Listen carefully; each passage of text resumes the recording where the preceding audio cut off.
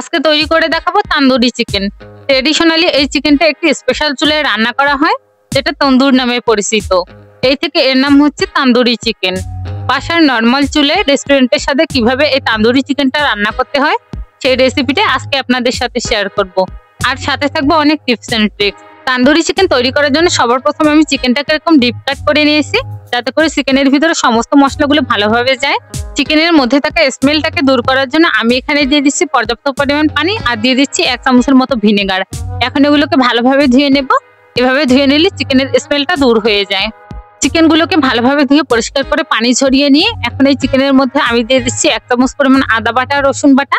এখন এই আদা রসুন বাটাগুলোকে চিকেনের মধ্যে ভালোভাবে মাখিয়ে নেব, যাতে করে সমস্ত চিকেনের ভিতরে এই মশলাগুলো ভালোভাবে ঢুকে যায়। এই মশলাগুলো যখন মাখিয়ে নেওয়া হয়ে যাবে, এখন আমি একটি স্পেশাল মশলা তৈরি করে নেব। এজন্য একটি বাটির মধ্যে আমি নিয়ে নিচ্ছি 4 টেবিল চামচের মতো সরষের তেল। এরপর এখানে দিয়ে দেব 2 চামচের মতো শুকনো লঙ্কার গুঁড়ো। এরপর এগুলোকে ভালোভাবে চামচের সাহায্যে মিশিয়ে নেব। শুকনো মরিচের গুঁড়োটা ইউজ করলে কিন্তু তান্দুরি চিকেনের মধ্যে সুন্দর একটা কালার চলে আসে। এরপর এখানে দিয়ে দিচ্ছি 3 টেবিল চামচের মতো টক দই। এখন এগুলোকে ভালোভাবে মিশিয়ে নেব। এরপর এখানে গরম মশলার গুঁড়ো দিয়ে দিব 1 টিস্পুন, জিরার গুঁড়ো দিয়ে দিব 1 টিস্পুন, তান্দুরি মশলা দিয়ে দেবো 1 টিস্পুন, পাঁচফোড়ন গুঁড়ো দিয়ে দেবো 1 টিস্পুন, আর দিয়ে দেবো স্বাদ মতো লবণ। লবণটা কিন্তু আপনারা এখানে চেক করে দিয়ে নেবেন। গরম মশলার মধ্যে যদি জয়িত্রী আর জয়ফলটা দেওয়া না থাকে, তাহলে অবশ্যই অল্প একটু জয়িত্রী আর জয়ফল এখানে বেটে দিয়ে দিবেন। সমস্ত মশলাগুলো ভালোভাবে মেখে নেওয়া হয়ে গেলে এখন এই মশলাগুলোকে আমি কাট করে রাখা চিকেনের মধ্যে দিয়ে দিব। এরপর এগুলোকে ভালোভাবে ম্যারিনেট করে নেব।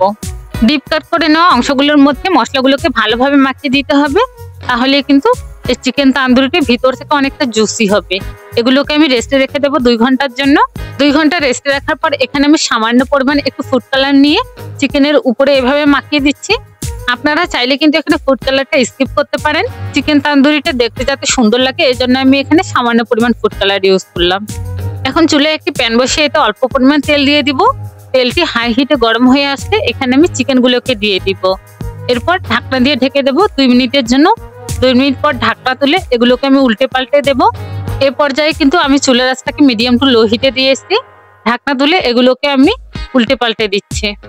এই চিকেন তান্দুরিটা কিন্তু তৈরি করতে বেশিক্ষণ সময় লাগে না, খুব অল্প সময়ের মধ্যে এই চিকেন তান্দুরিটা তৈরি করে নেওয়া যায়।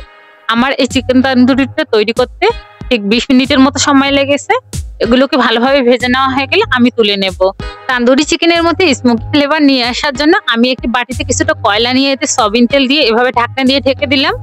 দেখতে পাচ্ছেন কি সুন্দর ধোঁয়া উঠতেছে। এই ধোঁয়াটার কারণে কিন্তু আপনার চিকেনের মধ্যে একটা স্মোকি ফ্লেভার চলে আসবে। এভাবে একবার তৈরি করে দেখেন, একেবারে রেস্টুরেন্টের স্বাদের পারফেক্ট তান্দুরি চিকেন।